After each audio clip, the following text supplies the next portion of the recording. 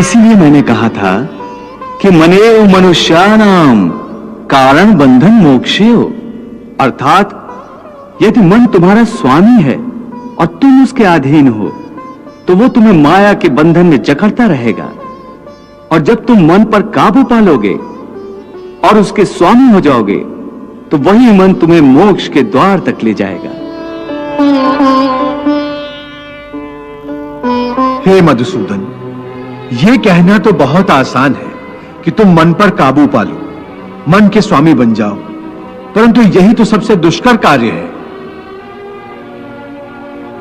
हे केशव, मन तो वायु की तरह चंचल है। जिस प्रकार बहती हुई हवा पर काबू पाना असंभव है, इसी प्रकार इस चंचल मन को अपने अधीन करना अति दुष्कर काम है। हे अर्जुन, तुम्हारा यह कहना सत्य है कि मन अति चंचल है, उसे अपने वश में करना बहुत मुश्किल है। मुश्किल है जनार्दन, असंभव है। नहीं अर्जुन, मुश्किल अवश्य है परंतु असंभव नहीं है। तुम्हारा कहना है कि मन को वश में करने का कोई तरीका, कोई साधन भी है?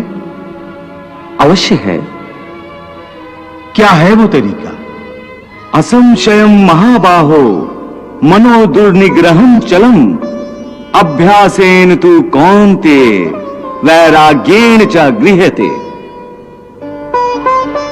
अर्थात मन को वश में करने के लिए उस पर दो तलवारों से प्रहार करना पड़ता है। एक तलवार अभ्यास की है और दूसरी तलवार है वैराग्य की। अभ्यास और वैराग्य? हां, अभ्यास और वैराग्य। देखो अर्जुन, अभ्यास का अर्थ है निरंतर अभ्यास।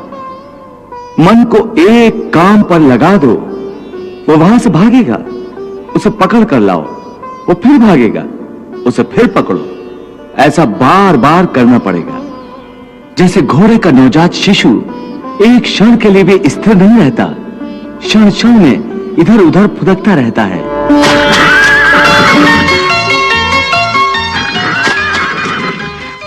उसी प्रकार मन भी क्षण क्षण में इधर उधर फुदकता रहता है।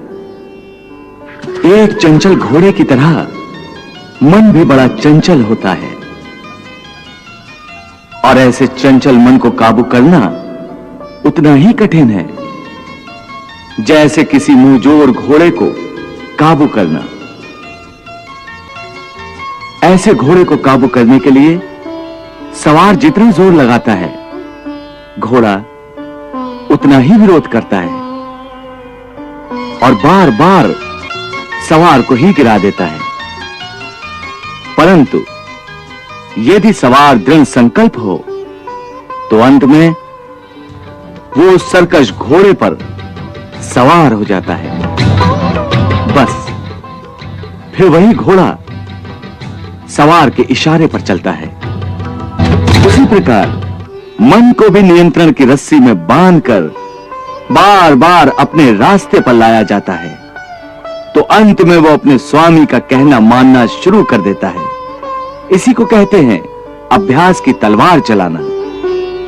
जब अभ्यास की तलवार से ही मन ठीक रास्ते पर आ जाए, फिर वह दूसरी वैराग्य की तलवार की क्या आवश्यकता है?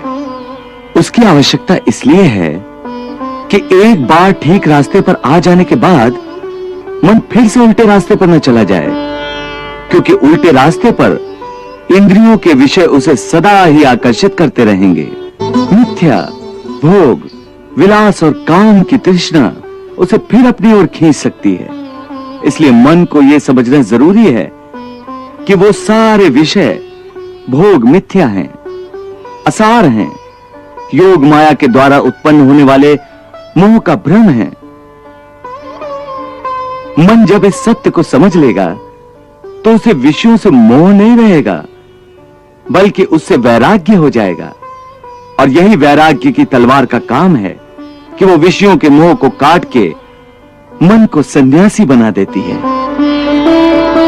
प्रभु, विषयों का आभास तो मनुष्य को इंद्रियों के माध्यम से होता है, और भगवान श्री कृष्ण विषयों के मोह को त्यागने को कह रहे हैं, तो क्या मनुष्य इंद्रियों का प्रयोग करना ही छोड़ दे? तो भोग विलास में आसक्ति के त्याग की बात कर रहे हैं।